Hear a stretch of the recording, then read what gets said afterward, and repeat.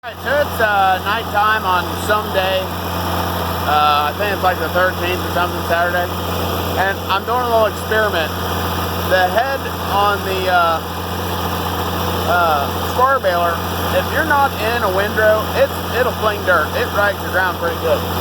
And that's just the way it's designed. So my thought was, well, I'm going to go see what it does on unraked hay. Now this stuff is dry all the way to the bottom. It's weedy, it's not real good stuff. It's going to be round bale hay, you know, cow hay. So, I wish the phone would pick it up.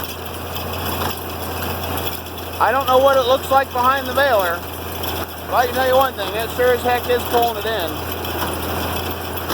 And this stuff's thick back here, so I don't think you'd have to worry about it. You know, I feel like I'm picking up enough to keep pushing bales out. You'd have to run over every bit of the ground, you know, and I'm running against the direction. Actually, right now I'm running with the direction of the cutter, the way it was cut. I would want to, if I ever do this again, I'm going to go against the direction it was cut and see how it goes. Because it's actually feeding it in pretty good. But anyways, I just wanted to add that. Thought it was pretty neat, maybe a cool idea if you're in a pinch, like we always seem to be. So, we finished up the top field, got like 400 and I don't know bales, more than 400,